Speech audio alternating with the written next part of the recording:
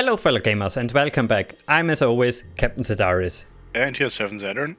Joining us this time is illicitSoul, also known as Sergeant Prof from the Battlefield 2142 Remastered project. Greetings everyone, thank you so much for inviting me. I hope you all are well. Oh yeah, thanks for being on the show. Yeah, I'm very glad. And by the way, today Battlefield 2142 is having its 50th anniversary, so I think it's the right moment to give it some spotlight in general.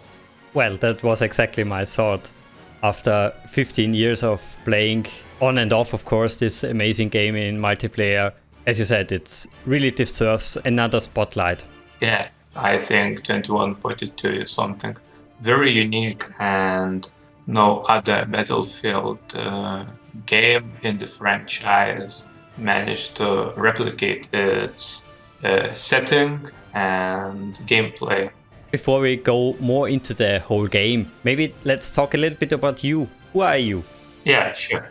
So yeah, as far as I know, my current nickname is illicitSoul, and I'm from Lithuania, and I'm a long-time Battlefield 2/2142 modder.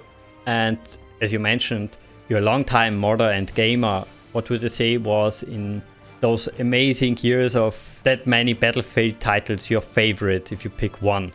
My favorite, you can already guess what it is. It's 2142, obviously, and Titan mode and some of the maps makes this game very unique, and that's why I truly love it. And when was your exact introduction to the game? Was it during the release phase or later on? At the first time, then I heard about 2142, I was very skeptical because it was so fresh and novel and new, and I was coming from Battlefield 2 to check it out, and I tried demo version, but it felt weird and odd, and I kind of abandoned it for a while. And I returned to it very late, and it was around when the Northern Strike expansion pack came out, so it was a while ago, and then I started to notice that this game has some extraordinary features that Battlefield 2 really lacked. For example, Titan mode, and also some amazing levels like Port Bavaria, etc., and others. After playing for, I guess, many hours, what moved you into the modding field of the game? Well, speaking of modding in general, I started modding Battlefield 2 back in 2013, as I quite liked the base game, and I also was tempted by its powerful modding tools, and I had a lot of ideas on my mind, and quickly I started tweaking like weapons, playing around with textures and maps. That's how I started my modding career, which later on shifted to 2142. Do you have any other modding projects going? Currently, I'm working on Project Remastered, but I can gladly talk about my past projects that were great and awesome. Throughout my life, I worked on a lot of different mods. So in 2013, I started Battlefield 2 mod, which later became known as Heat of Battle, and it has a huge variety of custom weapons, animations, even rush mode, high quality sounds, and much more. Then I also worked on Battlefield 2 Forgotten Hope Zombies minimod, which was like very funny for cooperative and single player modes. And some people really had a blast with it, especially on events. Around Halloween, we used to talk with some fans who would like to join on our service. And yeah, it's been a while. Maybe we could host a new event like these days, because it feels like it's about the right time. I would totally be up for that. Oh yeah, that would be awesome. Then if I'm not mistaken, you did also work on the alpha project for Battlefield 2, is that correct? Exactly, yes. I was about to say it. It was like one of my largest projects, and it was also led by a legendary modder named Jones. He is a really awesome guy. He is extremely creative. Do you know him? Only by reputation. He is like a real legend. Sadly, he retired, but he left us, both players and other modders, a real legacy. And his mod, Alpha Project, was phenomenally interesting. And what I really liked about it, and what really influenced me for Project Remaster for 2142, is that it focused on restoring cut content from the base game, I mean Battlefield 2, as well as adding new content like maps, weapons, and super advanced kits customization. Have you seen it? It's insane. You have like... Yeah, I spotlighted it on my channel a few years ago.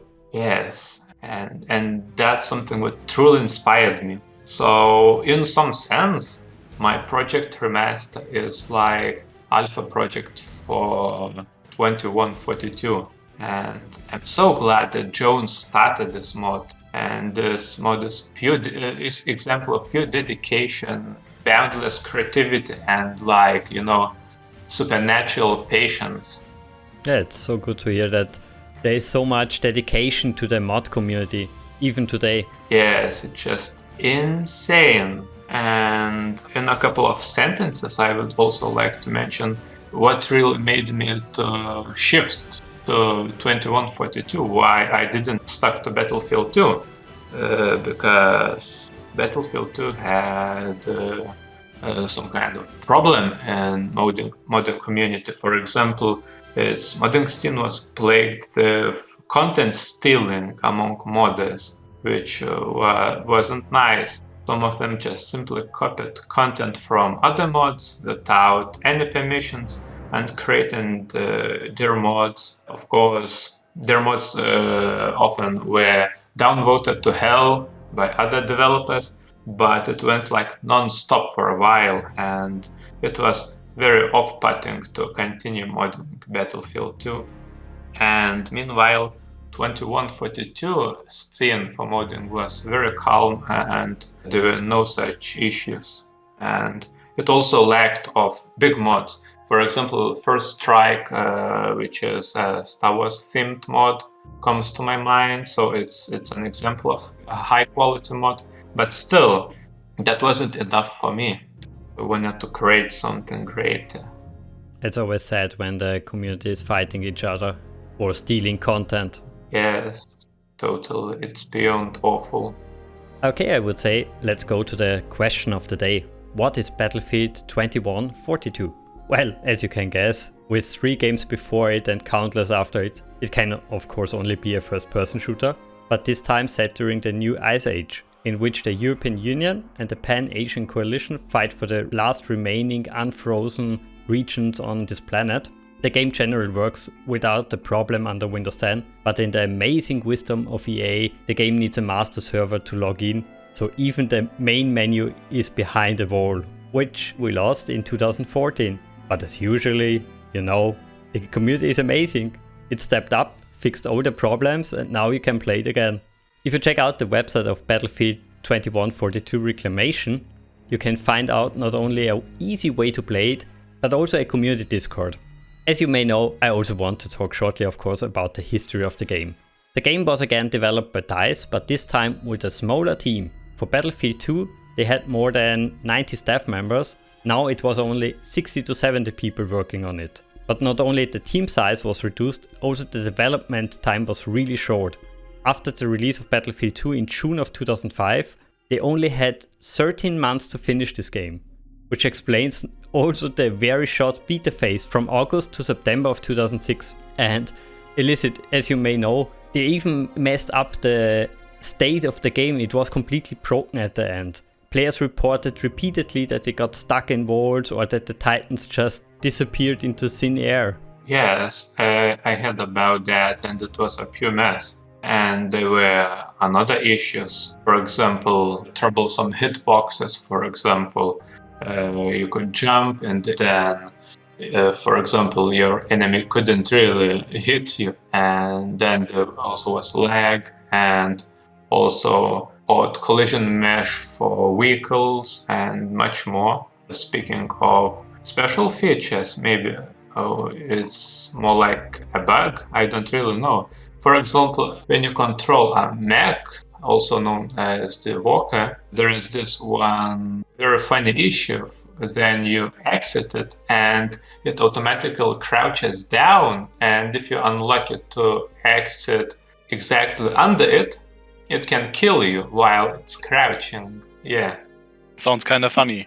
Yes, it's one of the funniest ways to die in the game. Definitely. But I guess this is all due to this amazing short time they had for this title. Totally. I think it's only lucky that they managed to fix most of those problems for the release in October of 2006. But as you know, with all Battlefield titles, they needed much more patches to fix everything, which they didn't get. And also, in the tradition of EA, they didn't give the community the necessary patches. What they gave us is milking the fan base, basically, by releasing booster packs like this amazing Northern Strike add-on in March of 2007, which only brought us a few maps, unlocks, vehicles, nothing special, which of course was edited in the last patch, in the last official patch, for free, because the sale numbers were so low. Yeah, that's a real pity. And it was a really rough road for 2142. Also, have you heard that there was another expansion pack planned based in America? Okay, I didn't know about that. Can you give us some more information about that? Yes. For example, there are some unfinished static objects that refer to maps like New York and San Francisco. The objects are unfinished and there is no concept art, so we can't really imagine what was the vision of the developers, but it's obvious that they had so much more on their minds. Does either one of you have an idea whether they advertised the release date very early on? I only saw on the internet a few notes that the first hints of this game was in January of 2006, so half a year after Battlefield 2. The EA presentation was in May of 2006, and as I mentioned before, release was in October 2006. Yeah, but did they announce the release date early on, or was it rather late that people found out, well, we will have this in October? I think it was announced at E3 that it will be in October. Okay, so it's simply a nuts move, because when you come to think of it, the game obviously wasn't quite finished, and the predecessor wasn't that old at that time, so why decide so? I really don't understand this decision. I mean, you're basically working down the numbers of your previous game because people are still playing it, and you give something new. There are two possibilities that are the most likely. Either people switch to a new game, or they don't, which both is not really good. And you have to keep in mind that they still were a little bit in development for Battlefield 2. They had 3 booster packs after the release of the game, so they had to split more or less the focus in 2 directions, which is crazy, which is really crazy for a studio. Yeah, I mean, not even 1.5 years for a game in general is simply nuts. We are not talking about a simple reskin or something, we are really talking about a new game, so I can only assume that the publisher was pressing them or something like that, and I really don't understand this decision. Especially as you mentioned, they designed really a new game and a completely new look. I heard in different interviews how taxing it was for the teams to create a near future scenario, which was not into the sci-fi sphere like Star Wars, Star Trek, more grounded base as today, just a little bit more extrapolated. And they had to completely design this new universe basically in 13 months. Yeah, I mean, the story alone, if there were one, would take quite some time to develop. I mean, there's no single player. Maybe that's worth noting, that there's no real single player campaign. And okay, you can strip away this part, so you don't have to invest that much time here. But the story idea in general usually takes some time to develop, and well, there isn't much time left to do the rest. And as you mentioned, the nice publisher, we know that EA is this big community-friendly company, which resulted in a very nice send-off for the game. Just a few months before they announced the shutdown of all the master servers, they made a big sale where they sold this game for $1. The community exploded with new people, and just like I said, a few months later they announced, oh sorry, we are shutting down everything, you can't even log into the game anymore. Which is, in my opinion, in general, a real dick move. They can tell me a lot of stuff, but not that running a master server is that expensive, that taxing on system resources, stuff like that. This is a real dick move. Yeah, I agree. That was completely awful, and it was such a terrible move and such a disappointment for all the fans and as well as potential modding community, because then the modding community was only getting the attention from the fans, and when the game is shut down and it's difficult to acquire the files, for example, the game was removed from the digital stores, being unable to find the files is very disappointing for everyone, and especially new players. That's especially a part I never will understand, that they removed all the games from the digital download store. Why? Of course, there is no master server, but you could patch it that at least the single player aspect and the modding aspect is still a little bit alive. Exactly. And shocker, those old games had a LAN mode, so you could play it on LAN parties.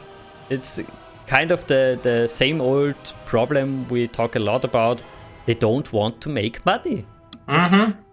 Or at least not on a low level. It's on a low level, that's true. €1 for your game is already nuts. You know, even if you go on Steam today, you will rarely find games of this kind of quality and content amount on for only €1. So why not make it €5, which is still an entirely fair price, and keep the damn master servers running? You can do this on a daily basis. I mean, you will have rather small but steady cash flow this way, I think.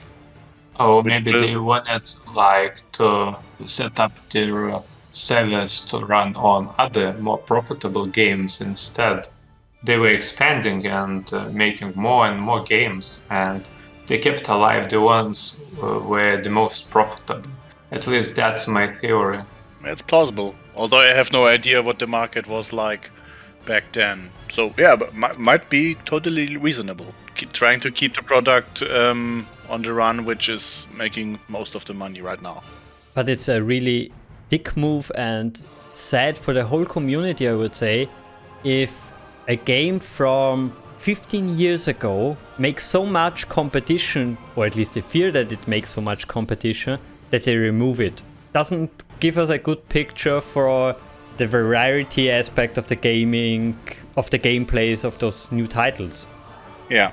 I mean, you could also put it the other way around. If this older title is that successful, why not continue and milk it a little more? I mean, this would be totally EA style.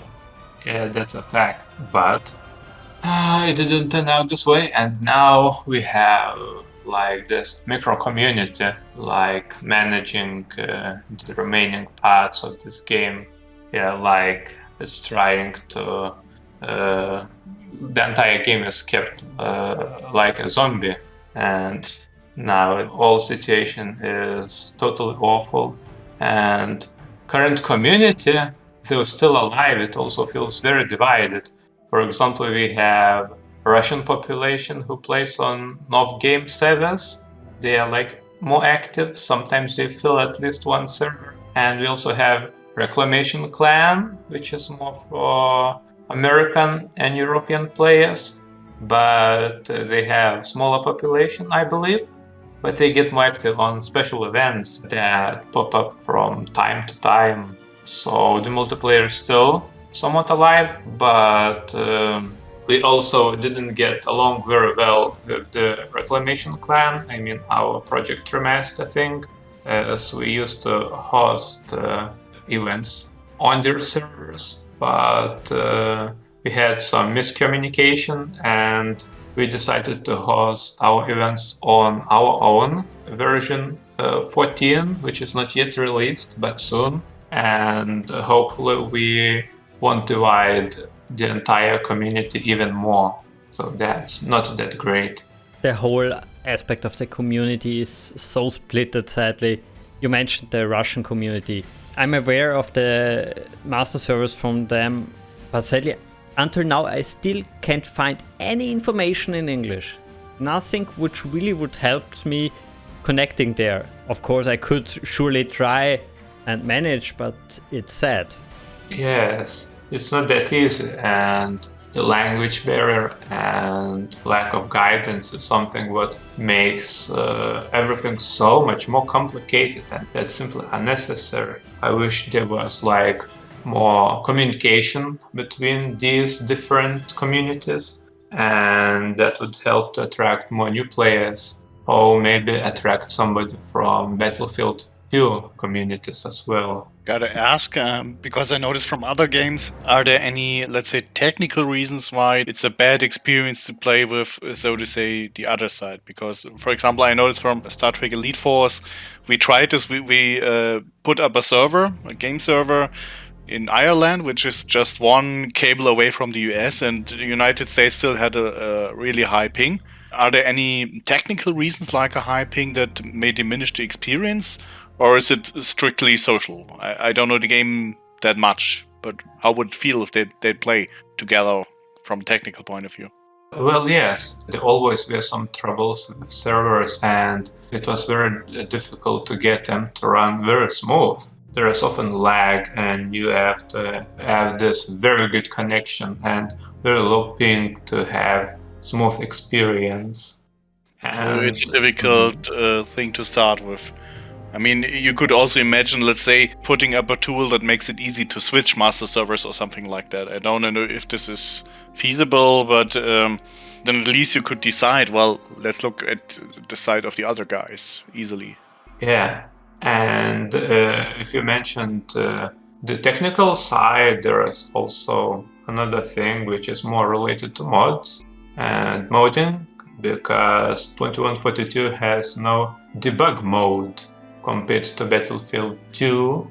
This debug mode shows error messages. For example, if you modified some content, let it be something for your custom service on mod, your game just simply crashed without any message, and you don't know why it's crashing. So it makes everything extra complicated and so much more difficult compared to Battlefield 2, which was greatly favorited by other modders. Yeah, I can imagine.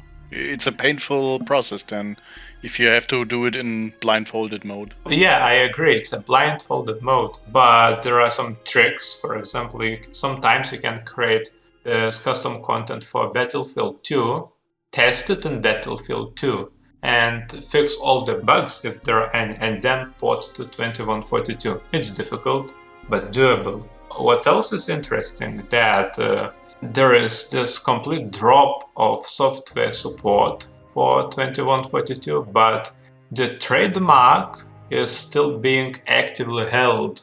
But maybe they make some sort of re-release at some point, which would also be a little bit EA style, I think. But it's a strange way of conducting. If you talk about EA, they only go the money route. I really can't think there will be any future, sadly, for a continuation. I wish there were, but they would have milked the game more if they would see the possibility. Yeah, totally.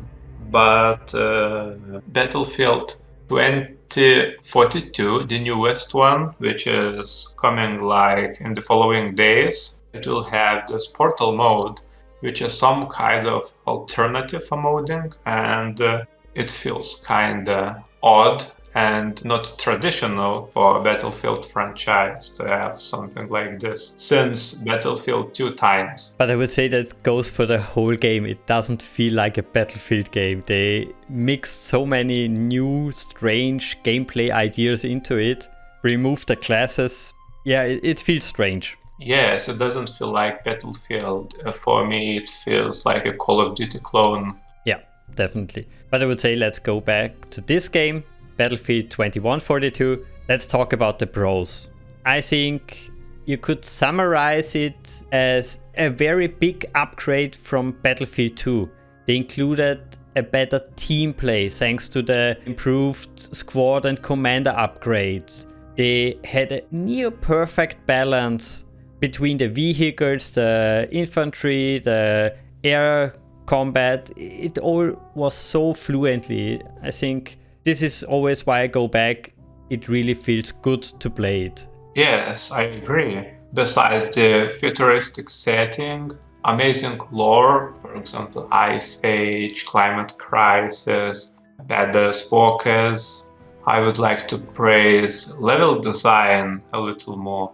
And one of my special memories, which I had with Battlefield 2142, is that I remember spawning on Port Bavaria for the very first time and feeling like, wow, I love this map. And this particular map was set in Bavarian Alps, I suppose, and like it had a group of secret Titan supply stations, which were impossible to reach on foot. So you had to catapult yourself from APCs. You remember that these special vehicles, and that was so much fun. And then you drop landed on the stations. And I believe there is no other equally awesome map among the new Battlefield titles.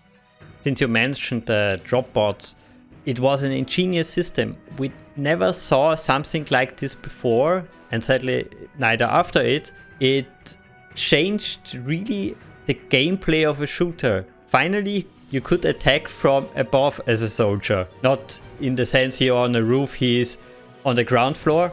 No, you could jump from the other side of the building, over the building, and attack the tank from above that way. Or get behind enemy lines very easily. Yeah, that too. These features were very new, very fresh, and they brought a lot of dynamic, and they quickened the pace of the game and gave us a lot of interesting options. Like sometimes you could turn the tank around by placing a spawn beacon in the right area at the right time, catapulting with your squad and like getting behind enemy lines and then capturing some very distant flag, and enemies didn't even realize what's going on until it's too late. Then bam, the game turns around and you win, even though you thought that it was impossible. Yeah, it's a very dynamic gameplay. It's not the stalemate like where there is just one big front line and people are clashing at each other. It really pays off to pay attention to what's going on behind. Especially since you mentioned the spawn beacon. This one you could hear, but it's hard to find. So it's balanced in that sense. And for me at least, it feels more realistic or more believable, is the better phrase, than in the newer Battlefield titles, where you could spawn at every other player. Here you have to choose between the spawn beacon or the squad leader. You can't have both. It's really a strategic aspect in the game. And yeah, in newer Battlefield titles, if the whole squad is nearly down, oh, the last one will just camp in this corner and we can all spawn at that location. It's cheesier. Yeah, that's pretty much what I thought too. Sounds a little bit the easy way. And it was like a little bit more immersive. Yeah. Exactly. Especially to the setting. It's in the future, so you could imagine that they really drop from an aircraft in low orbit to the ground. So it's okay. Exactly. Another great thing in this continuation from the Battlefield 2 franchise was that you could finally customize your soldier a little bit more than in the previous game. It gave you a lot more options, I think. Yeah, I agree on that, but I felt like there weren't that many weapons, and you have fewer options, for example, so few rifles and very few different sniper rifles as well. So you had to choose like from one or two, depending on what you have unlocked. That's something what I didn't like. That's definitely true, yeah. The main reason why it feels so low on weapons is that they reduced the class numbers. In the previous Battlefield games you had, I think, 6-7 classes, now we had only 4. They merged, for example, the medic and the assault class, the recon class and the sniper into one class, and yeah, of course, now you have fewer weapon selections for those. Yeah, that's a fact. And I think it wasn't done properly because the inventory was a little bit too small, and though there were plenty of options, that wasn't enough. Or maybe they planned to add many more weapons and gadgets with other expansions or booster packs, but they were never released. That could be, yeah. But now I also want to mention the biggest pro, which I guess every player of this game likes, is the Titan mode.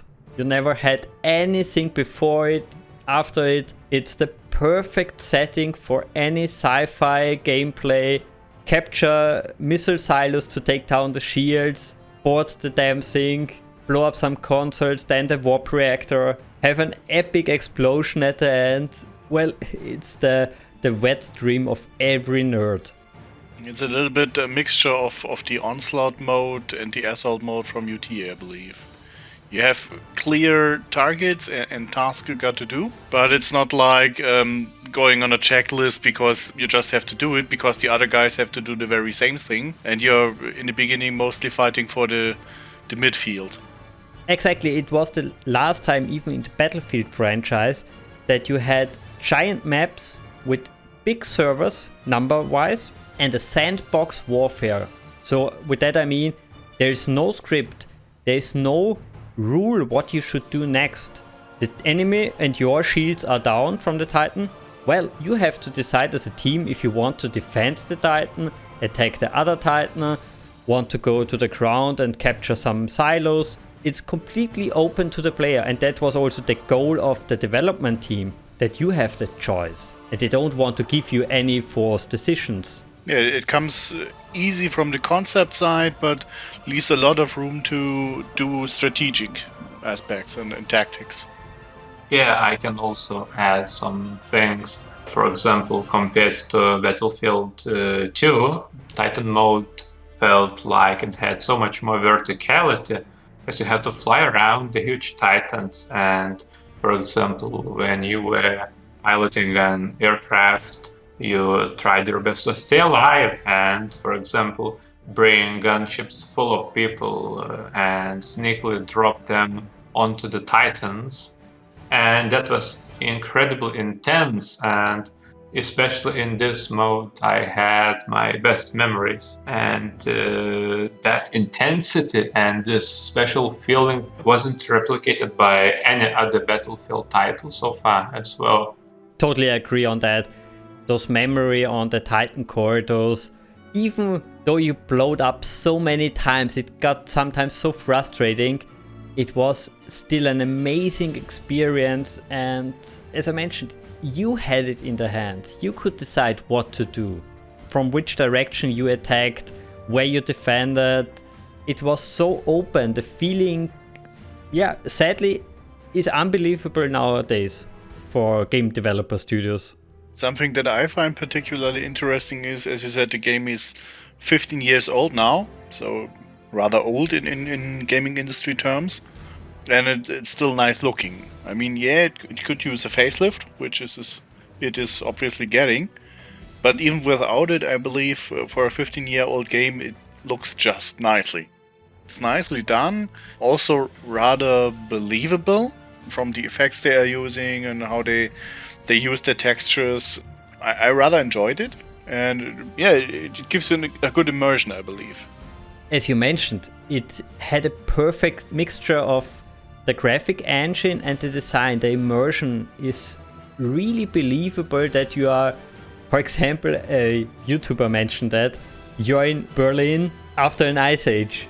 It's a really unique aspect in gaming design and also something we rarely see. Yeah, I really liked how the developers picked locations depicted in their levels. That's something awesome. And how they made their vehicle design. So they didn't went like over the top, and you didn't have like laser weapons, like something like Fallout, etc. Yeah, especially the equipment types in this game are, as I mentioned in the beginning, just an extrapolation of the things we already have. It's in a believable range. I mean, they say it's in roughly 100 years, and I can't imagine getting any further than that, what they have shown in those 100, 120 years. I mean, having hover tanks, in my opinion, is already stretching it a little bit, or the floating titans. But aside from that, it's still very realistic, and it has got to give it some futuristic touch. Otherwise, it wouldn't be very exciting. Yeah, and for example, speaking of mechs, also known as walkers, maybe during the Ice Age they would be a little bit more practical. For example, when you have a lot of snow, an ordinary tank or vehicle with wheels would be stuck in layers of snow, and Battle Walker can maybe stomp its way out. For example, it can have a radar which like detects obstacles behind this snow, covered by snow, and maybe that's one of the ways how we could justify them.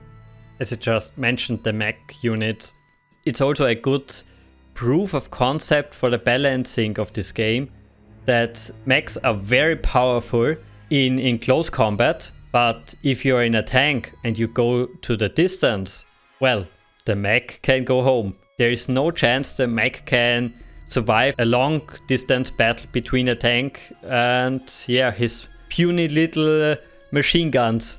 Yeah, this is what we discussed yesterday. They are very specialized. You get the feeling that every unit has a purpose. It's not that they are interchangeable or something, or one is just a more powerful variation of the other. They have special tasks that they are supposed to do. I also personally like the weapon design. As we talked before, they are like quite down to earth. They are nothing too crazy, but they have this retro futuristic design, and for example they could nicely fit into some kind of, let's say, movies from 80s or 90s. For example, you could remember the famous rifle, which is similar to Battlefield 2142 designs, which was featured in movie Aliens. You remember that one? Yeah, I was thinking just the same. So these weapons with integrated grenade launcher plus shotgun, with their versatility and firepower, is something what I truly like as well. And I believe very few games has this type of weapon. During the interviews they mentioned that a lot, that they looked at all the different games and movies which played in the near future, and pick the favorite items and weapons from that. Sadly, as we all know, every game has also a bad side. This one has quite a few, sadly, which is surely because of the very short time and, well, it had EA as a publisher. You could excuse one or two problems. The biggest one, I think, is it's not very noob friendly. Yeah, I'd have to agree with that. I mean, I wasn't too happy with our last Battlefield video, and I really got strong Battlefield vibes once again. This being fracked and having no idea from where or how. But I believe we discussed it last time as well. It's just a general problem with older games where there are a lot of veteran players out there, and you come to this game and try and cope with the situation. And well, you're just facing real veterans here, you know. As a noob, you will be wiped the floor with. Not only that, you also don't have a real training mode. Yeah. They only gave us in the original release 5 single player maps in the lowest possible map size with 16 players, and not even the Titan mode was included. So how should you ever learn to play this game than to get killed over and over again on a live server? Yeah, you're really exposed. This is exactly what I mean. This steep learning curve, so to say. I mean, I can imagine why people are playing this a lot. There's definitely a really interesting fun side to it.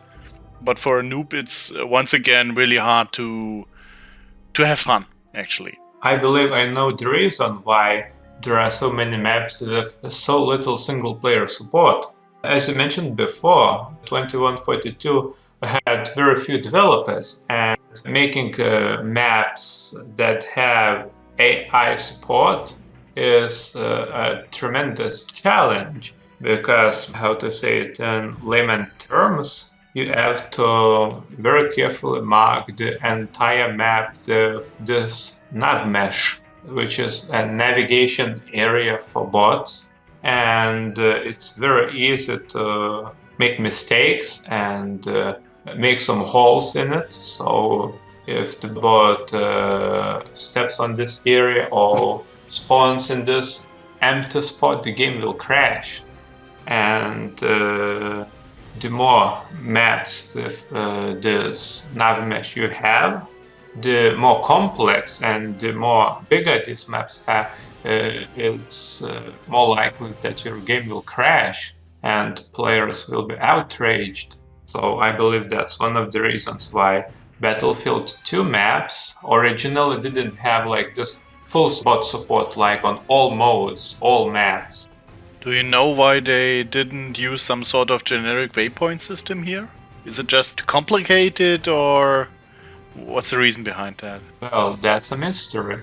In these days, then Battlefield 2 was created. Maybe that was some sort of choice related to engine capabilities, I believe. And since then, creating custom maps with proper nav mesh was always very difficult. I'm curious, you said in the beginning that you tried a game early on, but then went on for another game, but then you returned. Why did you leave in the first place? What was it that felt wrong about the game for you back then? Well, the game felt very strange, especially the vanilla game. I was used more to Battlefield mods, let it be Forgotten Hope 2 or a little bit more realistic mods. Maybe not Project Reality, which was a little bit too complicated and not that fun, but I loved mods like Ike's 2.0, or how it is pronounced, and let's say Combat Mode developed by 7 Game, I mean the other mod, and similar stuff. So vanilla game wasn't that appealing to me, but I quite enjoyed, as I said, the level design, the vehicles, and I started to see more potential in modding. So I wanted to taste this multiplayer gameplay and potentially help out the single player part for other modders. So that was my main motivation to return to the game. Another thing which really pissed me off back then was that it was the first game which had over 40 unlocks. And not only that, they had hidden really important items like the defibrillator behind an unlock system. So you hadn't one of the most important items as a medic to help your team. It was really stupid. Yeah, that's a fact. And that's one more reason to doom the new players to death. It took like tremendous time to unlock some high tier unlocks as well. So it was like a lot of grinding. Yeah, this is the same thing I thought. I mean, as a noob, you always have a difficult standing. Maybe not at the very beginning of the game, but after, let's say, 2 or 3 years, there are a lot of players out there which are a lot better than you, and you get a penalty on top of that. You lack certain items, which also impairs your team in the same way. I mean, if you cannot revive your teammates, then what's the point of being the medic? True, and that's very discouraging as well. And I think that's a little bit flawed gameplay feature. But I guess again that was our friendly neighborhood company EA behind that. Yeah, I'm not surprised. The last thing for me, which is not the baddest aspect in this game, but it still drives me crazy. If you go to the multiplayer tab, go to online, and you want to join your favorite server, you can't because there's this ugly quick tab before. You have to click on advanced to see all the servers which you want to play on. Yeah, not even that is the end of it. Then you look at the buttons how to refresh the master server list, and at first you don't understand what is going on. The refreshing doesn't really refresh the list of servers you have at your disposal, it just refreshes the filter. I've never seen something like that going on. Usually when you apply the filter, it's just instant. And there's another button that is actually for refreshing the server list from the master server. So it's really confusing. First time you click on refresh and you think, well, nothing's happening. And it's also extremely inconvenient. Yeah, for no reason. I mean, other games were doing this for years better, and why do it in this fashion? I don't see the point. Yeah, me too. So as I was giving credit to the graphics, there's one thing in particular that I think they didn't do well. That's the menu graphics, or also the letters, if there is some writing. Yeah. Especially when you play today on high resolutions, it's really pixelated, you know.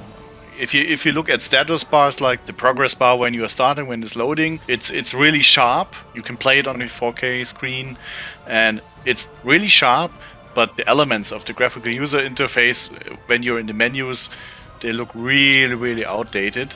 And I wonder why they chose to do them that low resolution, because even back then in 2006, 2007, computers weren't that bad anymore. I think I know the reason for this. For example, back in the day, computer monitors were way smaller, way more square-shaped, and maybe developers didn't thought that this game will hold on so well and be played after so many years. So that's why it is so. So more long-term decision wasn't made, it was a short-term assumption. Exactly.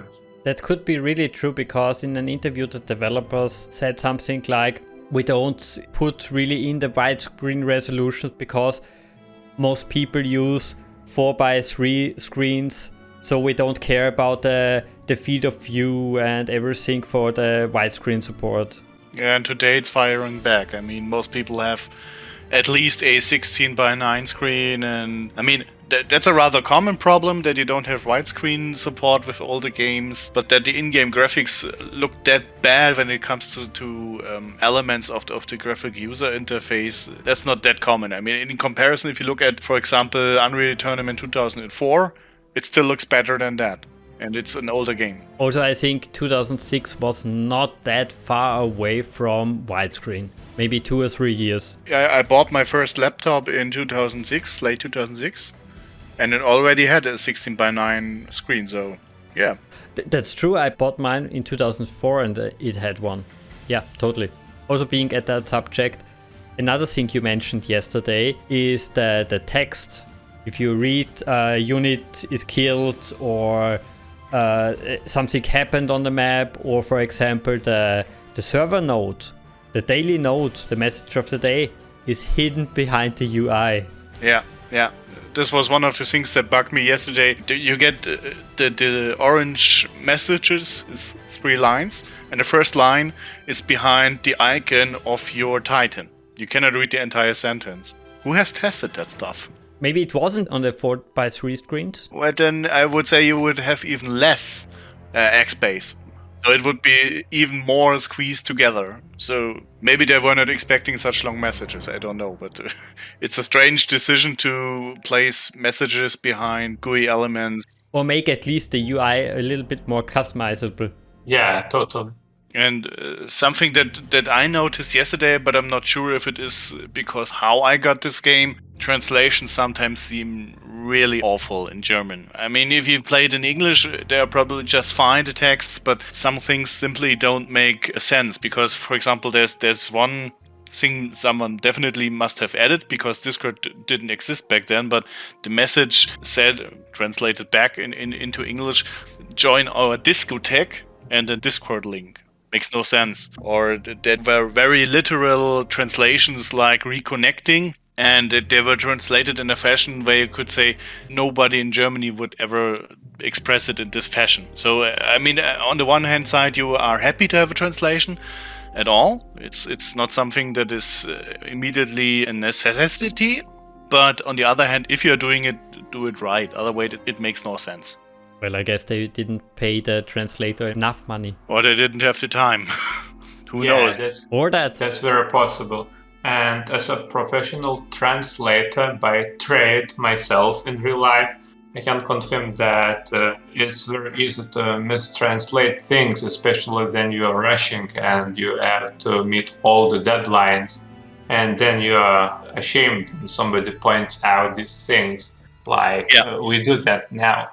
Yeah, especially if it is so obviously wrong. I mean, there's sometimes it's really a minor difference where you say, well, you wouldn't say it, but everybody would understand it. But in this game, some translations are that way off that you don't recognize what they actually mean. You really have to think, what is he trying to tell me? If you translate it into English, then it becomes immediately obvious. But if you're not, for some reason, very fluent in English and you cannot do this, then you really might scratch your heads and think, what are they trying to tell me? I don't get it. Totally. As I think we just finished our negative sides, let's move on to the unique aspect. We mentioned the biggest one already, the Titan mode. It's, there isn't anything on the market now which can compare to it. So I would say I move on to my next item on the list. The next one would be the rocket launcher. I really love that you have finally a rocket launcher in your pocket where you can say, please explode after 40 meters. Yeah. Which totally brings a new gameplay aspect. You can finally hit that camper behind the corner. Oh yeah, totally. Yeah, I mean, it also fits the situation. I know in reality, when you look at combat aircraft, they already have technology like that. You can tell a rocket to fly for 60 kilometers and then acquire some target. And in the same fashion, you can say fly 60 kilometers and then go off. And of course, you could also do this on a smaller scale for a handheld rocket launcher. Maybe we don't have this today, I'm not sure. But it is totally thinkable. Especially in 100 years. Yeah, exactly. Two other things we already mentioned are it was the first Battlefield with a really nice customization for the player and the drop pod system, which I can't mention enough. It's really missing in newer games. It's another aspect of gameplay you can't get anywhere else. Yeah, not even Titanfall has it. One other unique thing, which is a little bit sad for me, is that I couldn't find any hidden content. But maybe it was a mistake on my part. Is there anything hidden? Oh, I think I can add something to fill the gap. Like Battlefield 2, Battlefield 2142 isn't that newbie friendly, but there are some tricks that even some veterans don't know. For example, have you noticed these pause fields inside the Titans that prevent you from accessing enemy consoles? Yeah, sure. Did you know one trick that you can overload and disable them? Oh, that's a nice tactic. How do you do that? It takes a lot of concentrated fire, for example, 15 pilum shots, the force field, or some other explosives, and it will disable it. So yeah, very few people really know this trick, and I learned that myself like very recently, and I was really surprised. And that's not everything. There is one more feature to add to the list. For example, you can crouch down in Vodka, I mean the mech, by holding Control. just like you do when you control a regular soldier. I don't really know how useful it could be, but maybe you can reach some odd areas and shoot camping players who don't expect this trick. My first idea would be, can you crush an enemy soldier? Yeah, you do. Perfect. When you walk with mech, yeah, you can damage them. And if you happen to crouch down and enemies standing like still, you can also kill it. I like that feature. You can also imagine there's an advantage if you're standing behind a hill. Doing it just like a human would. Just put out your head if you try to aim at something, and if you know the opponent is trying to aim at you, just duck. If you don't see me, you can't hit me. Yeah, Totally. in this case, you might still succeed with those rocket launches. You could still do damage, but with anything else, you would be having a hard time. While we added, of course, speeding the buggy. Oh yeah.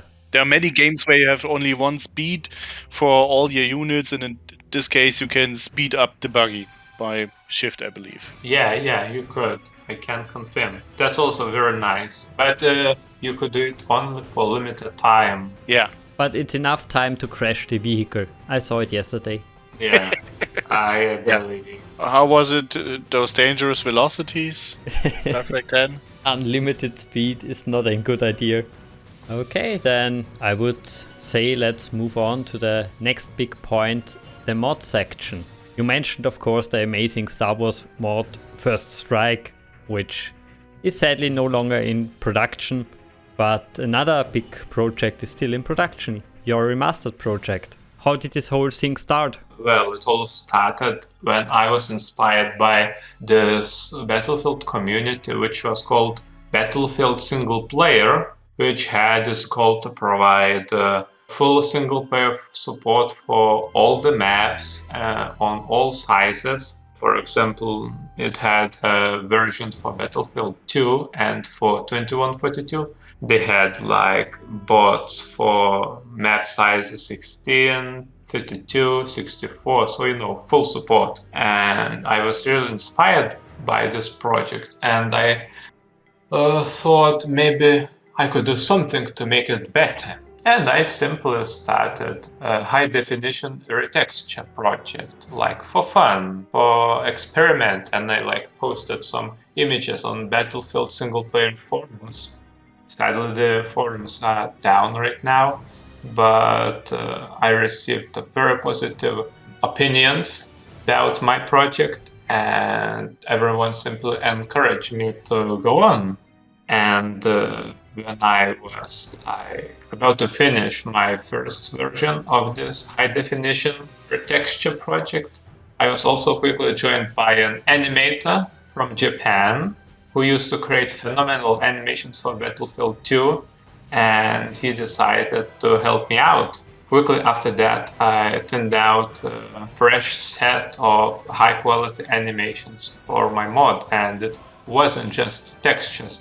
It was something much more. Then I was joined by another animator, programmer, coder, mapper, and many other people who saw the potential in my project Remastered. How many people were there in total then? Well, currently our team consists of 9 people. 5 of them are actively developing the mod, including me. We also have 13 testers and up to 17 supporters whose donations help us to purchase a number of high-quality 3D models and other assets which we couldn't make on our own. It's impressive.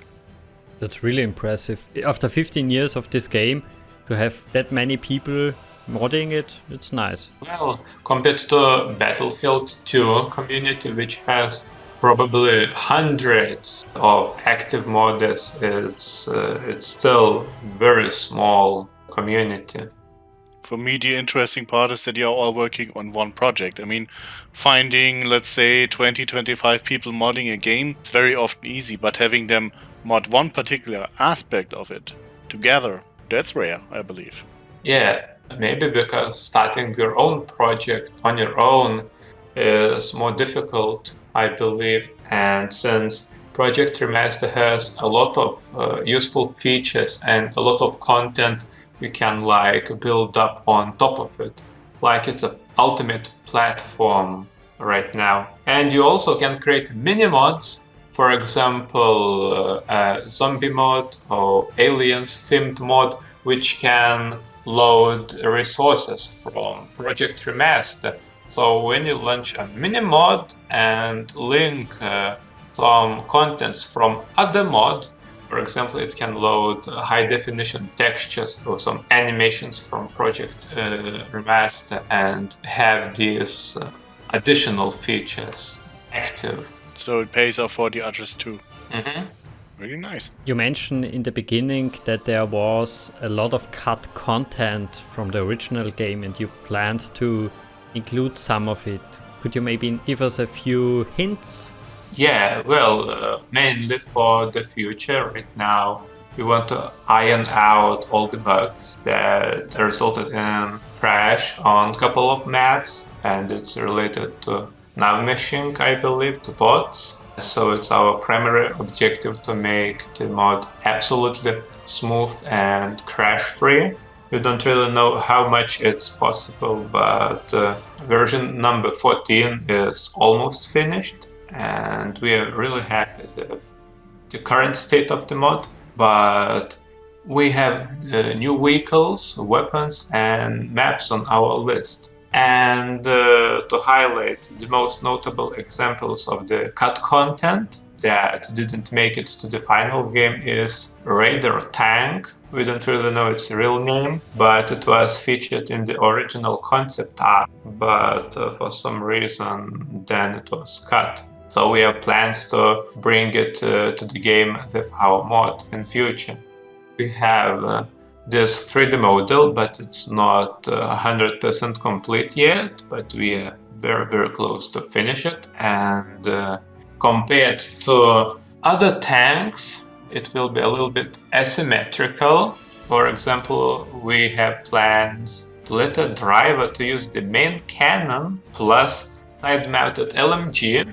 Meanwhile, other tanks allow to use only main cannon for the driver and LMG for the gunner. So this one will allow to use both for the driver.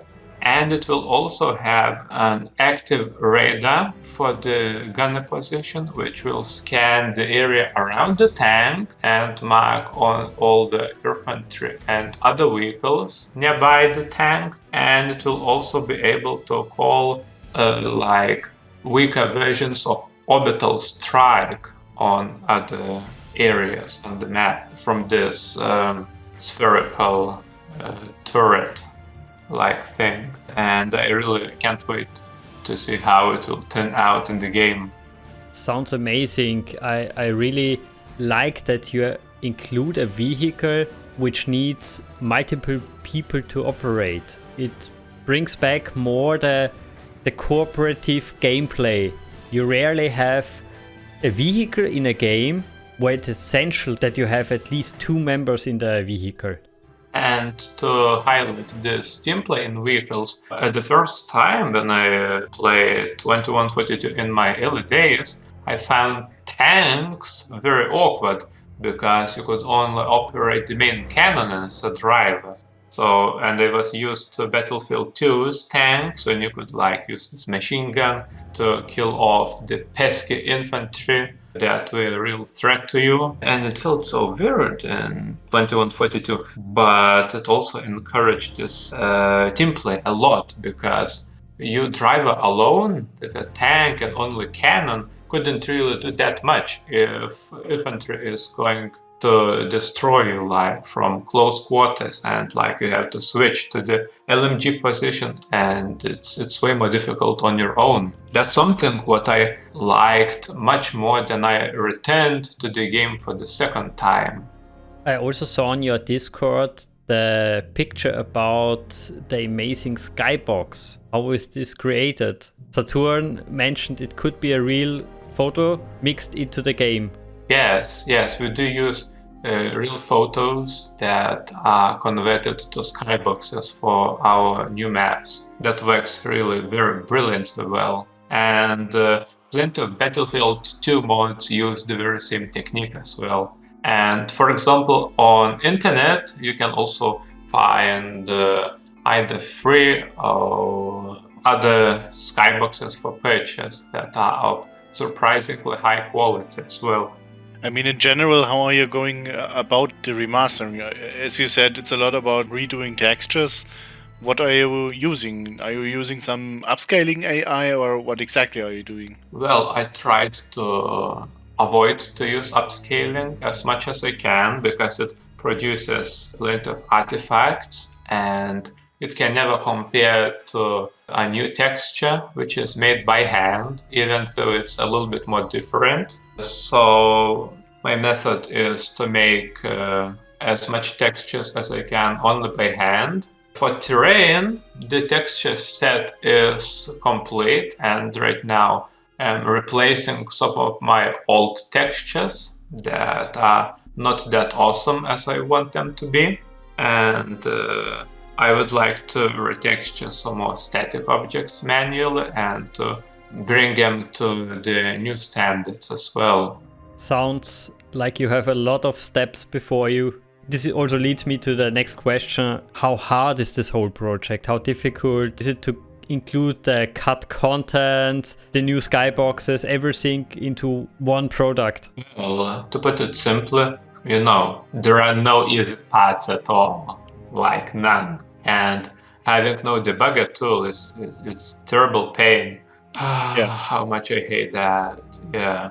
But besides that, developing an extended kit's customization and unlock is something what required the most brain power. Yeah.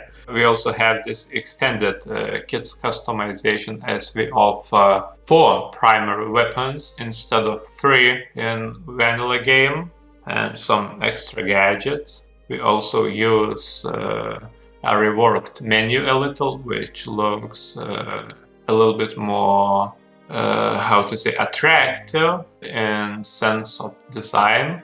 And yeah, it was extremely complicated to get it right. And also, getting unlocks functional after the game's shut down.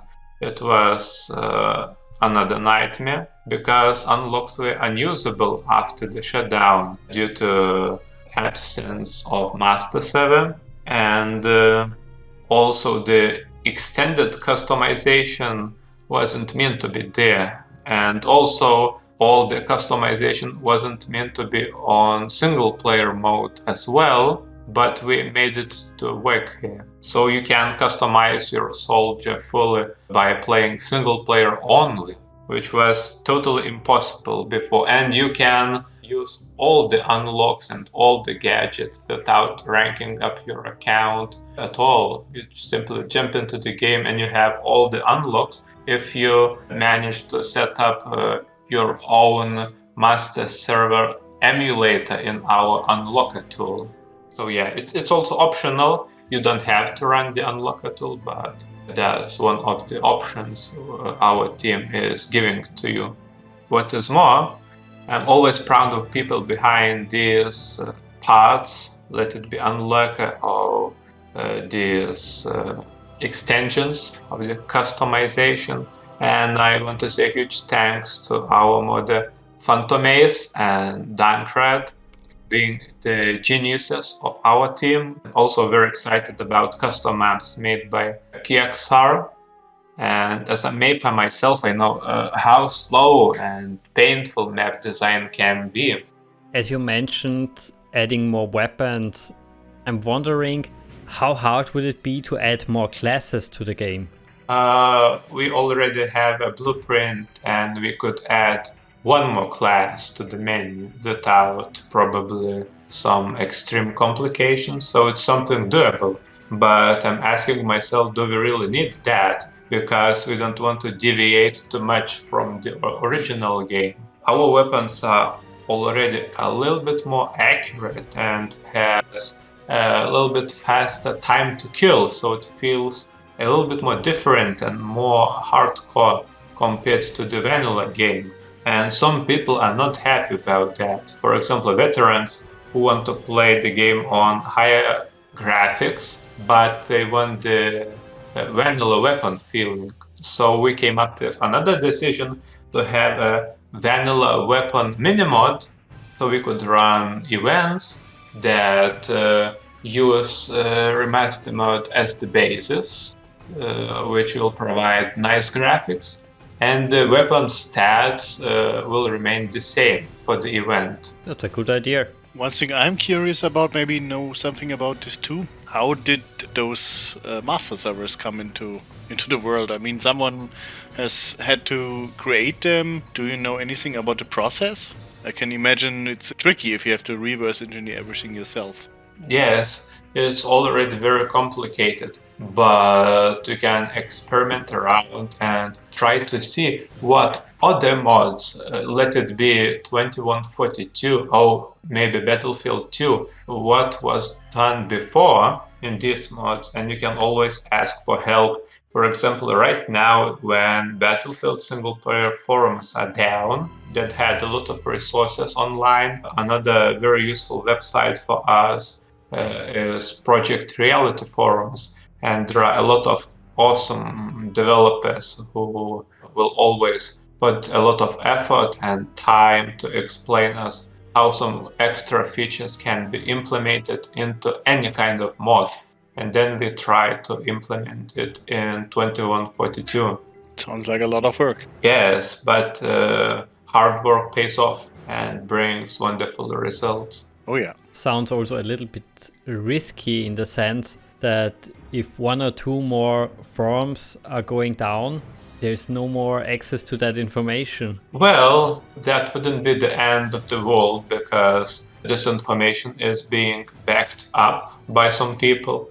For example, Battlefield single player has some archives.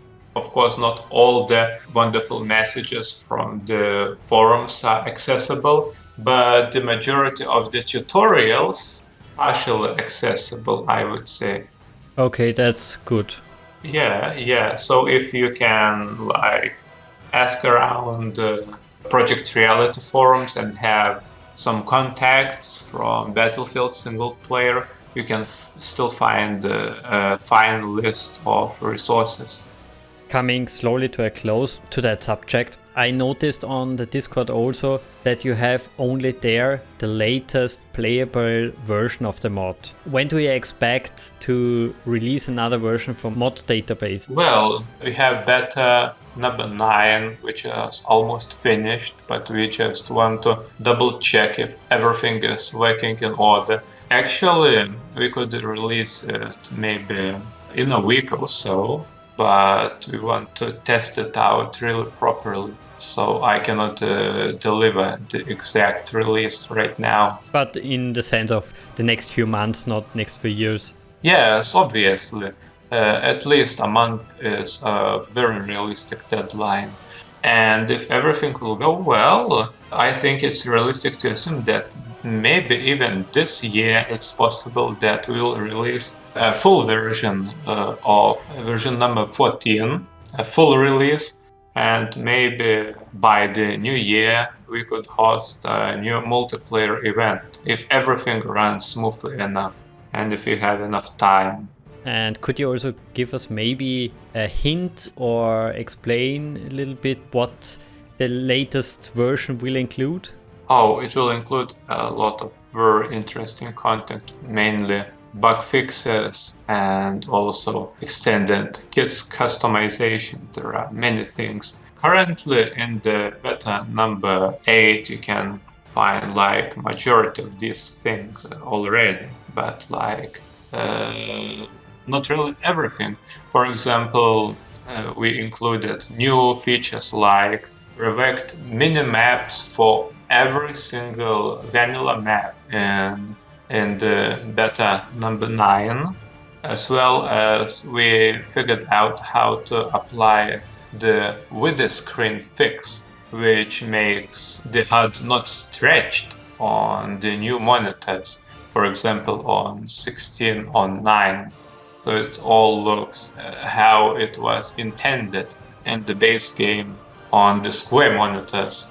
So yeah, we found a wonderful workaround. It still has some bugs, but it's quite stable, and I believe it will make it to the final version quite soon. We are also working on Titan mode, which could be played with bots. So, for example, it would be a lifesaver for a player who wants to play on his own, or maybe to learn how this mode works. So we have planned to make bots to capture the silos and emulate this battle on the ground. There's a problem because bots cannot jump to the titans and navigate inside them. That's not that fun, but we can get it on the ground level. Okay, so the bots will be restricted to the ground. Yes, so you have to jump on the enemy titan on your own, then its shields are down, and you got to finish up the titan on your own devices without any resistance. This way it would make a wonderful tutorial for the new players, I believe. Also, there are some more features that I would love to have in the mod, but currently they are low on our priority list. One of the things is that we have a bunch of new weapon models, but they need animations.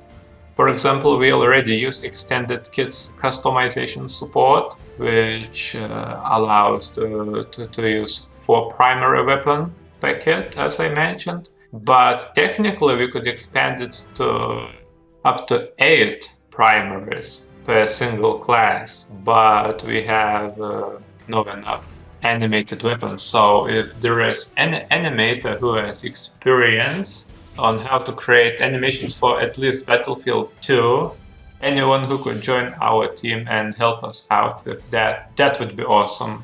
Yeah, of course I will put your contact details in the description of the video. So please help him. We want a better mod now, not in the future. Yeah, I would appreciate that a lot. It would be like a miracle, because there are some, I would say, strange difficulties with Battlefield 2 engine, because even hiring a professional animator, which I could do, but they have troubles with this 3ds Max exporter tool, and they can't really get their animations imported or exported that easily, so that's the struggle.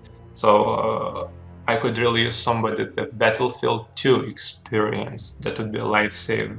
And a few more things that I could put on my list is that we also are working on a handheld railgun for engineer class, but again it needs animations. And also we are working on a bunch of custom maps. It's really good to hear that there is a long future for this project, and since you have, at least from my understanding, a big modding team, I think it's doable. Definitely. Yeah, I think we'll manage to deliver some more very interesting pieces of content, and if we'll have enough time and resources, we might move on some other bigger and more fascinating things that we could create. Another thing that inspired me a lot was Battlefield 2242 mod called Northern Excursion, which is archived and not accessible anymore. It was never released, but it had plenty of amazing concepts and ideas, including amazing aircraft carrier, a gunship, American faction, alternative type of like small and fast moving mech, and so much more. So I would be very happy if I could try to recreate some of that content like in my own way. And having American faction in the game is also something what matches with the goal of the remaster, since we would like to restore the cut content, and there were some references to America-based maps in the game files. Yeah, I could really imagine a traditional modern warfare game with the difference that the Titans are now aircraft carriers. Yeah. Talking a little bit about the future and our wishes, what would you say would you wish for a new Battlefield 2142? I know I already said in the beginning, I don't think it will ever happen, but if you could imagine a few things, what would you really wish? Well, I think this sequel will happen eventually because developers like to rotate their content, and like we can see remasters of some of the content, making it to the newer titles. For example, Battlefield 4 had some references to Battlefield 2142, but again, we could discuss that more in Easter egg section. And new Battlefield Portal has like a slight chance to deliver some content from Battlefield 2142. Of course, I have doubts, but if this Portal project is going to be successful, I think we may see this kind of sequel coming out in a strange way. What I would really like to see is a standalone game, maybe called 2143. That would be like absolutely awesome. And of course, I would wish for a proper mod support and good AI, and for a very interesting campaign as well, like this true single player campaign, which could address such global issues as climate refugees, extreme weather, and being strong when we are united and weak when we are divided. And I think that could be played brilliantly. That's true, there is a lot of story potential here. Yes, the lore is very rich of amazing things. And speaking to the younger generation through the game story might be also very impactful to some extent if the developers play their cards right. But if you want to make it work, it has to be of high quality and well made. Well, of course, proper support, not putting down master servers long before necessary. That would be nice. Yeah, Just have a game that simply works, and maybe keep it on online stores. I mean, there are a lot of games out there which are cool, which you cannot purchase, and well, if the game is worth playing, it's also worth selling, I think. Yes, I wholeheartedly agree with you.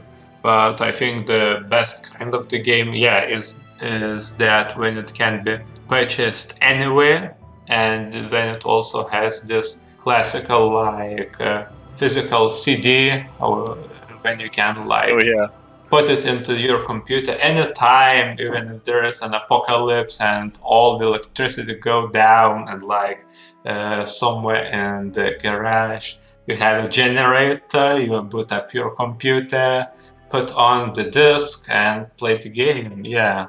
That's what feels good. Yeah, I can totally understand this notion. I also am a kind of an old-fashioned guy. I really like having a CD in my shelf or a DVD, and I can totally understand this. But then, complete the damn game. No 20 gigabyte patch just to get the game run properly. Yes, I can relate to that totally. I also can only concur with you guys. The thing I really wish for would be a good long development cycle, a better new player experience, and especially mod support for older maps and game modes. Oh yeah, that's my dream. It's actually really sad when you come to think of it. What are the wishes? I don't want any new fancy graphics, no. I don't want some game with tons of DLCs. Actually, I just want a nice game that works and will continue doing so. Yeah. Very basic, actually. If the developers would spend 10 to 15% of the work time and hard disk space from those new fancy graphics into developing nice features, well, we would have again amazing titles. Yeah, we can hope for the best in future, since right now Battlefield is going to like this unknown direction as a franchise, and we can never know what happens next. Yeah, so sad that the franchise took a kind of devolution route after Battlefield 2142. Of course, they added new graphics and there's nice little features which we all like, but the core features, well, they got a little bit lost. Yeah, that's true. However, experimenting with the new things isn't something awful, and we could stay a little bit more positive because through experimenting we discover the best features. But sometimes we forget to look back in the distant past and try to bring these things to the newer titles and to bring them to the newest standards. I think that's something what a lot of new developers simply forget. Well, they have to think about the money aspect, the next lockboxes, and how to cash from the fans. But I would say we are going on long enough. I would say this is the part of the video where we open the mic to you. Are there any topics we missed? Anything you would like to add before we close it? Oh well, yeah, time flies really quickly. That's just crazy. This entire stream, like, it felt as if it was like 15 minutes, and it brought me so many good memories and some things that I had forgotten. Yeah, so it was only the most positive experience these days. So yeah, I'm really happy for it. And I think we covered more than everything, and much more than I expected myself. So yeah, that was a real blast. I have to say, of course, thank you for joining us. It was really nice talking with you and hear what the future is for the mod. I'm really looking forward to it, to play it. And of course, as I mentioned, I will include everything into the description. So hopefully one of the viewers can help you in the future. Fingers crossed. Okay, I would say that's it for this review. Leave us a comment, tell us what you think about the game, and of course, play the game. Until next time. Bye, guys. Bye.